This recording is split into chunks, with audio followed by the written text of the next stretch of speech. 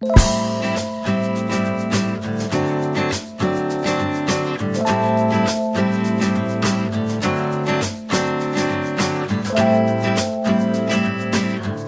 year, I received a phone call from a reporter at the New Zealand Herald, which really unsettled me.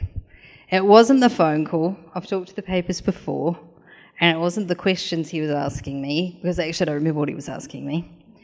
But he said to me, "Leisa, since the last time we spoke, you've become a political activist." And I went, "Of what?" And those words really made me take a step back, because that is not how I saw myself at all. I hope this works. Magic. Political activist. I actually Googled it to see what popped up. And here we have a lot of really angry looking people. And if we carry on, we even get people in trouble, confronting law and order. I don't know who this poor woman is, but I hope she's all right. And again, that wasn't how I saw myself. I saw myself as a mother. I saw myself as a teacher. I would take other labels. I come a little bit nerdy. I'll take that one. But political activist, that really made me stop and think. But then I thought of this picture. That's me. Okay. That picture was taken in March of 2016 when I took a petition to Parliament asking Pharmac to fund drugs for metastatic melanoma. Now, you've got to understand that New Zealand has the highest incidence of melanoma in the world, and that metastatic melanoma, far from being a simple mole, is an aggressive terminal illness. In fact, the last numbers I could find online were that in 2013, 356 New Zealanders died of melanoma. So you're talking about one person every day. So the time that the government spent pontificating and prevaricating and postulating, every day someone died. So it was really important that we made them listen, and listen quickly. Because in Australia, in the United Kingdom, in Canada, in Europe, people were being treated. In New Zealand, where we had the highest incidence, there was nothing. There was palliative care, but there was nothing else. Anyway, a year before this photo was taken, I'd had not an inkling. Melanoma, I'm sure some of you knew more about it than I did at that point in time. Pharmac, political process, petitions, news media. I knew nothing about that stuff. Yet a year later, less than a year later, there I was at Parliament fronting that. So I thought I'd talk to you today about how you go from this to being a political activist in a year.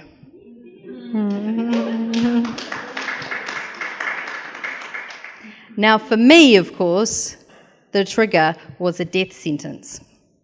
I'm not going to bore you with all the medical details. We haven't got time anyway. But it is true that on Mother's Day in 2015, because I wasn't feeling good, I asked my husband to drive me to the hospital here in Tauranga. And it's true that they asked me to stay overnight. And it's true that I ended up staying a lot longer than that. But within a week, I did get my diagnosis, stage 4 melanoma, and they said, terminal, you've got a few weeks. There's nothing we can do. No, there's no treatment. No, you don't need to see an oncologist. It's a waste of time. We already know. You're going to die. But here, have this morphine. We don't want you to suffer. We'll call hospice for you, but you need to go now. You need to go home. I was so lucky, because I'd love to tell you that I'm this extraordinary person, different from you, who could fight really hard, but I'm not. I was pretty out of it at that point. I got sick really quickly. I was on what my GP described as horse doses of morphine. I wasn't thinking very rationally. But I had people who believed in me. I had people who kept me alive. And I was married to this guy, who was also a bit of an alpha personality. who did not fall to pieces, who said no, who managed to get a phone call to the private clinic in Auckland, who threw me in the car dying, drove me by himself, and managed to get me to a doctor who could get me the right drugs. Now, the fact is, I could afford it. I'm also lucky that way. I could walk in and pay for those drugs, and they worked. That was 2 years ago. I was given 2 days.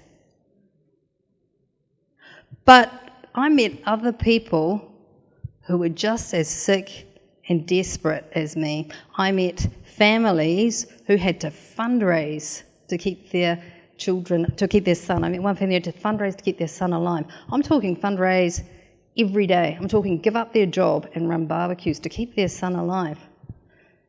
Yet across the Tasman, you go to the hospital and you get treated. And that made me angry. I was really angry. So I had my brilliant idea to start a petition, but if it had just been me by myself, it would have been meaningless. It wasn't just me, because there were lots of other people who picked up on this petition, who stood in shopping malls, who asked people to sign, who were really brave and spoke to the press. And it is brave to expose your personal pain for public consumption. The Cancer Society came forward. Doctors came forward, doctors who wanted to be able to treat their patients. My doctor in Auckland, she was a really good oncologist from London. She came here, she had no medicine to give her patients, or unless they had a checkbook. So that was part of it. Having something that you care about, but then reaching out to other people. The public got in behind us, and on the day, that was a flyer that was made by a very, very intelligent woman in Wellington who organised all of that. And there we were at Parliament presenting our petition. On that day, we just didn't know who was going to be there. I hoped that people would turn up, but you don't know. You just have to be brave, and you just have to do it. So, as I said before, I'm extremely lucky. But I'm not just lucky because of my family, I am lucky because of them. And I'm not just lucky because I got sick at exactly the right time. A year before, there would have been nothing. But I'm also really lucky to be born in this country where people can still do that. Can you see that happening in the United States? The fact is, even with some of our shoddy constitutional laws, which I won't get into, even with that, we still can stand up and hold our representatives accountable. And it is so important that we do, because a democracy is not voting every 3 years and then doing nothing. A democracy is holding your representatives accountable, seeing something that bugs you, that's wrong, that isn't part of being a New Zealander, and making them face it.